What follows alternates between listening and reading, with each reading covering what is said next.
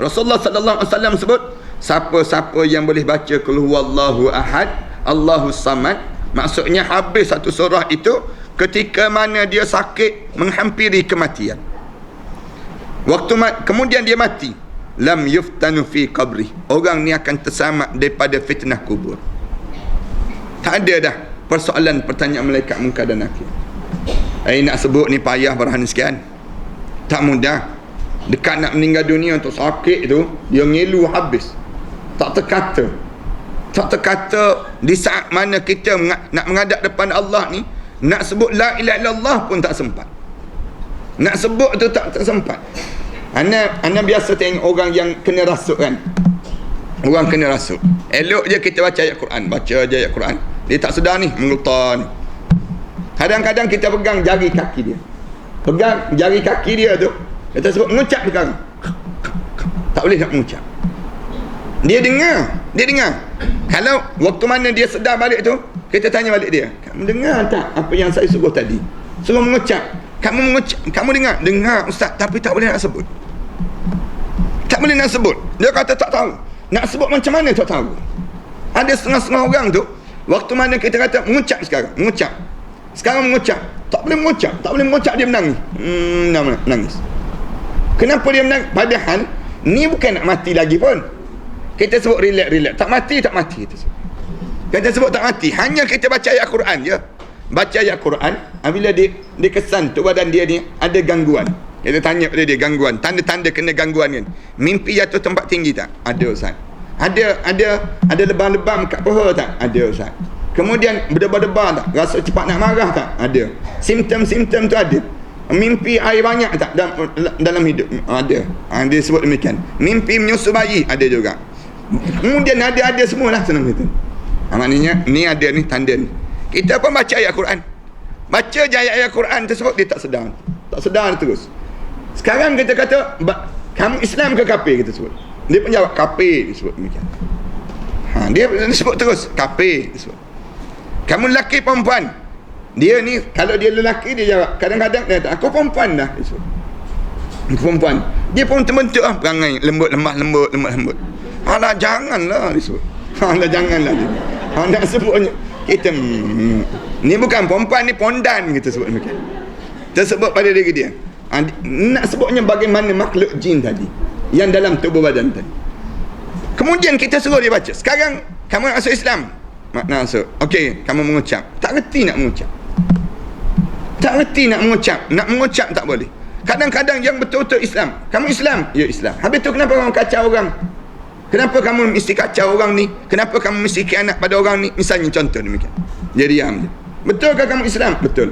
Okey, kamu baca ayat Quran sekarang, baca qul huwallah. Baca qul huwallah, misal contohnya. Dia pun baca qul huwallah. Sekarang kamu mengucap. Kita pegang je. Kamu nak keluar tak nak keluar? Dia kata tak nak keluar. Kita pegang kaki dia tu. Waktu mana kita pegang kaki dia tersebut, kita paksa dia keluar. Mengucap kamu. Tak boleh mengucap. Tak boleh nak mengucap lagi. Kerana apa dia? Sakit yang amat sangat. Dia kata nak mengucap macam mana dia sebut? Nak mengucap macam mana? Sakit dia sebut. Sakit pada diri dia. Dia sampai tahap demikian. Maknanya ni bagaimana khianatnya syaitan. Itu baru hidup. Itu hidup lagi. Dekat nak mati.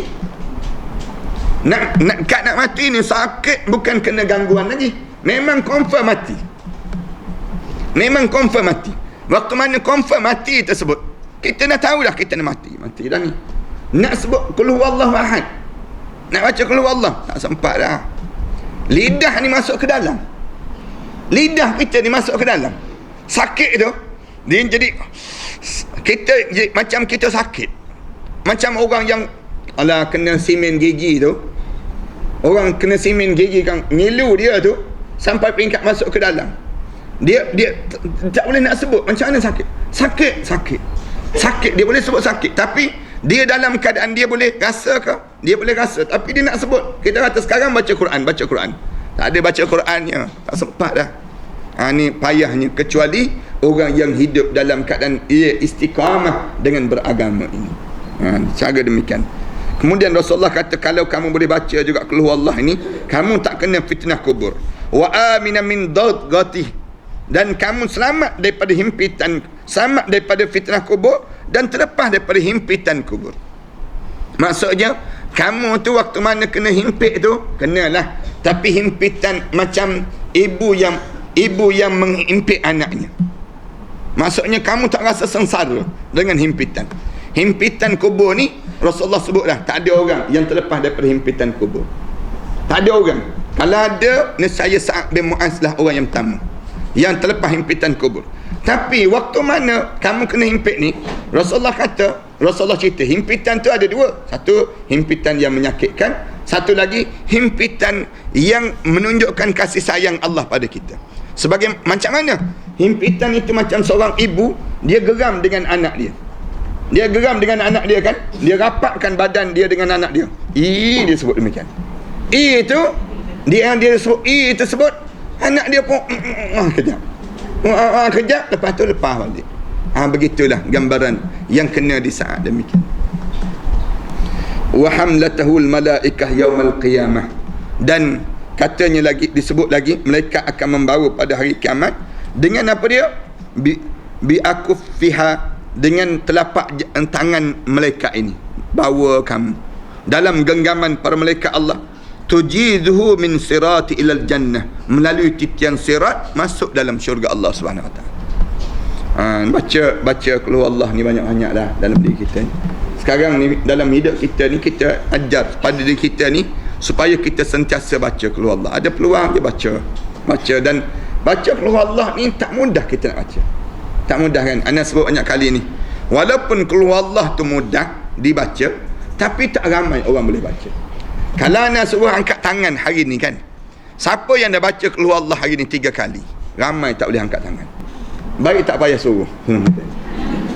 Nak sebutnya gambaran, walaupun kalimah itu, surah itu mudah, tapi tak mudah untuk kita nak membaca. Keluar Allah wahad. Jadi mudah-mudahan dia akan bawa kebaikan pada kita lah. Terberhenti setakat ini, mudah-mudahan Allah panjangkan lagi umur kita dan Allah jadikan kebaikan dalam pertemuan kita.